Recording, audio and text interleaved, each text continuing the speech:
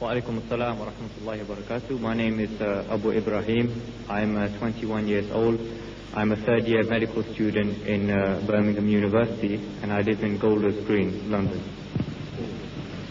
To begin with, as I said to you, that I'm a medical student, and I come here and I see that in the West, many brothers, they say to us that the Muslim Ummah needs doctors, they need lawyers, they need scientists, they need engineers.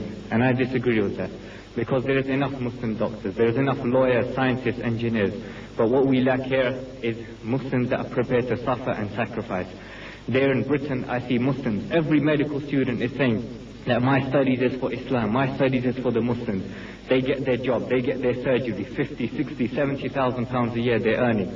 And then no struggle, no sacrifice. Then once a year when the leaflet from Islamic Relief or Muslim Aid comes, then they send off a check for £100, £200, and that's their sacrifice for Islam. What I feel here when I come here is a sense of satisfaction. Because every time I'm in Britain, I go to study circles, I go to lectures, I go to talks, and I feel in my heart that something is empty. I watch the TV and tears roll down my face when I see the Muslims in Bosnia, Muslims in Palestine, Muslims in Kashmir. And then I come here and you feel a sense of satisfaction. You feel that you're fulfilling your duty. You feel that you are doing what the Prophet Muhammad sallallahu alaihi wasallam and his companions done 1400 years ago. You feel that you achieved something. When you come here, people, they think, when you go into Bosnia, you're sitting around and there's shells coming down, there's firing everywhere around you.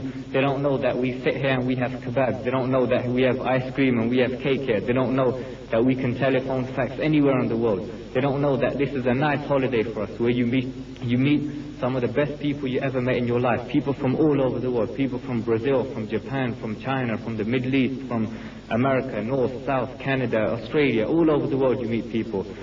And the most important thing, you feel a true sense that you achieve something.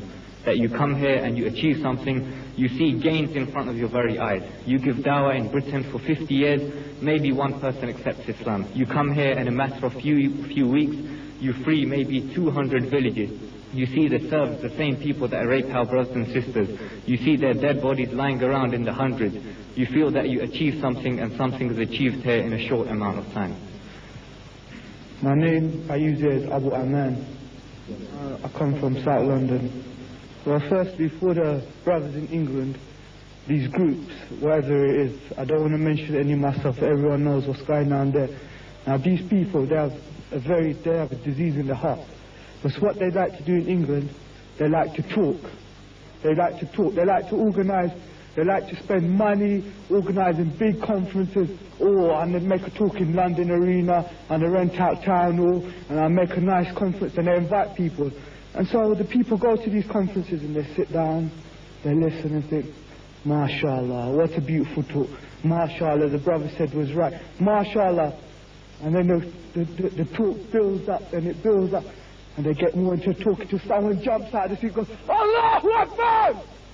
And then what happens after that? Then after the talk, they go back home and they sleep. They carry on watching Neighbours. They carry on watching Armanoid. They carry on watching Coronation Street. They eat their coffee. They drink, they eat, they stuff their faces. What life is this? Because people talk too much. What do they do with their money? They waste it on these locations for talk, and they waste printing out literature, and a lot of this literature is insulting each other. One group insults the other, next literature, other group insults the other. If you want to see true groupism, if you want to see true people, true Muslims with unity come to this place, then you'll see. Some people now say that the jihad in Bosnia has been going for a few years now, and the Muslims, they're okay, they can, there's people fighting there for them, so they don't need our help anymore. But if you look in the Sharia, this is not true, because the Muslims in the jihad, they need the help of the rest of the Muslims until the enemy is completely pushed back, until every single piece of land is taken back. Even, if you see the people say, well, there are some mujahideen fighting there, so jihad now has become a farad kifaya. But this is not true. Because whether the jihad is farad kifaya or farad line depends upon the emir of the jihad, and he is here. And the emir of the mujahideen here says that he needs more people, and more equipment, and more everything. So for people who are sitting at home and saying that, well, they don't need people there anymore, it's not true. It's not true. Because we need as many people as we can that it takes to push these people back, these Serbs, these enemy of Allah. So we need as many people and as much money and everything that the people can send us to help us in this task.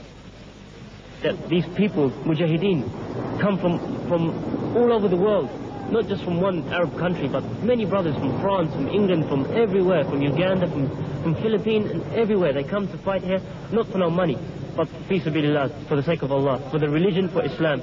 So this will be a good sign for them, because they will see, look, no, not the army. The army couldn't open this place. The army couldn't take this mountain, but the Mujahideen did it. Bi'idhnillah, inshaAllah. And this will give, inshaAllah, hidayah, will give guidance to the lost people, some of the lost people of Bosnia, inshaAllah, so that they can come back to their religion.